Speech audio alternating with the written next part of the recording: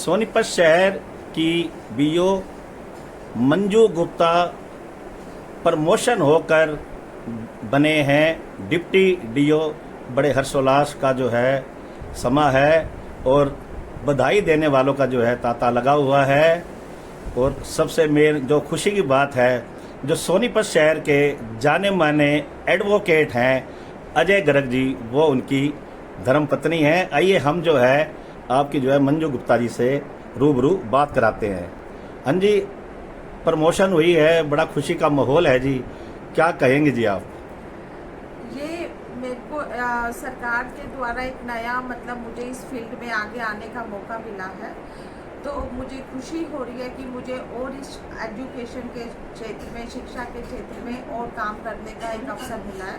और मेरी हमेशा की तरह अभी भी ये कोशिश रहेगी कि मैं एजुकेशन के फील्ड में, अपने शिक्षा के क्षेत्र में, हमारा जो भी सोनीपत डिस्ट्रिक्ट है उसमें शहर वासियों से यही उम्मीद रहेगी कि मैं आगे अपने बच्चों को आगे लेके आए और किसी भी तरह से बच्चे इस शिक्षा से वंचित ना रहे।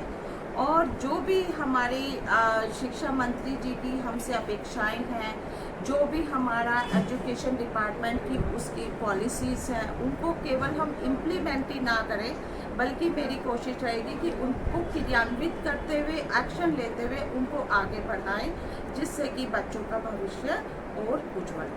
देखिए, उन्होंने जो है सोनीपत शहर की जनता को ये विश्वास दिलाया है कि वे पहले की तरह सुबह शाम दिन रात जैसे जो है सेवा करते आए हैं, वैसे ही वो 24 घंटे उनकी सेवा में तत्पर रहेंगे, ताकि किसी को भी किसी तरह की समस्या का सामना ना करना पड़े।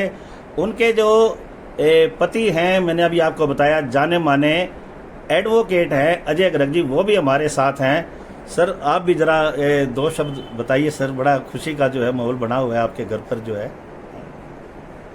देखिए, शिक्षा जो है वो हमारे परिवार में, हमने शिक्षा की जगत में हमारे परिवार ने बहुत सहयोग दिया है। मेरे पिता श्री रामविलास गर्ग जी, जो कि CRA कॉलेज के प्रिंसिपल थे, उनका शहर में जाना माना नाम है और उनके आदर्शों और संस्कारों ने हमें ये सिखाया है कि शिक्षा जो है हर मनुष्य की, हर परिवार की, हर व्यक्ति की मूलभूत आवश्यकता है। और शिक्षा देने का जो कर्म है वो किसी भी टीचर को ये सोचकर नहीं करना चाहिए कि ये व्यवसाय है। उन्होंने शिक्षा को एक पूजा बताया है और शिक्षक को भगवान के द्वारा भेजा गया दूत बताया है हमेशा, कि वो भगवान के दूत होते हैं जिनको एक पुण्य कार्य करने के लिए भगवान ने भेजा है। तो अगर सभी शिक्षक इस तरह से कार्य करेंगे, और जैसा मैं विश्वास दिला सकता हूँ कि मंजू जी ने भी हमेशा शिक्षक की भूमिका इसी तरह से निभाई है और अब बतौर ऑफिसर भी अपने कर्तव्य को उसी तरह से निर्वाह किया है, तो हमारे परिवार से जो लोगों को अपेक्षाएं हैं वो अब मंजू जी के माध्यम से पूरी होंगी, ऐसा मैं आप सबको विश्वास दिला सकता हूँ। धन्यवाद। देखिए, अजय गर्ग जी ने भी ये कहा है कि education is a very powerful weapon. एक छोटे से छोटा व्यक्ति भी जो है एजुकेशन प्राप्त करके जो है बहुत बड़ी ऊंचाइयों को छू सकता है। और उन्होंने ये बताया, ये शिक्षा हमारे पिताजी द्वारा दी गई है। और अभी जो है हम आपकी जो बात है वो उनके पिताजी से भी कराएंगे, जो मौके पर मौजूद हैं। आइए जी, आइए। और ये जो हैं प्रिंसिपल रहे हैं और इन्होंने अपने बच्चों को ऐसी शिक्षा दी है कि आप देख सकते हैं कि ये आपके सामने हैं। आइए जी, आइए।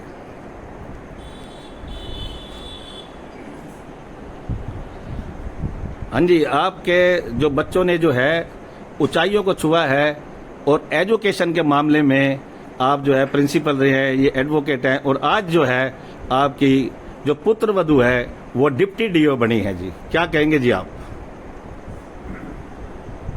शिक्षा का क्षेत्र एक ऐसा पवित्र क्षेत्र है कि जिसमें आकर के हर आदमी को खुशी होनी चाहिए, लेकिन शिक्षा केवल किताबी शिक्षा नहीं होनी चाहिए, उसके साथ साथ उसमें नैतिक, ह्यूमैनिटी, उसका बहुत बड़ा मूल्य है। किताबी शिक्षा से आदमी का व्यक्तित्व जो है वो उतनी महानता, उच्चता प्राप्त नहीं कर सकता है।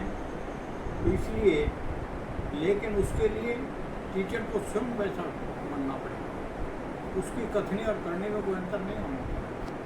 क्योंकि ये उसकी कथनी और करनी में अंतर है, तो कथनी और करनी के अंतर का ये होता है कि फिर बच्चे आपका अनुकरण नहीं करेंगे। अनुकरण तभी किया जा सकता है। भगवान बुद्ध और महावीर ने पहले अपना राजपाट छोड़ा और फिर लोगों को त्याग की शिक्षा दी। तो कहने का अभिप्राय ये है कि पहले उस कार्य आप खुद अमल में लाएं और उसके बाद बच्चों को शिक्षा दें। और शिक्षा जगत में आकर के आप ये समझें कि ये कर्म है, तो जहाँ ज्ञान और भक्ति के द्वारा उस प्रभु को प्राप्त किया जा सकता है।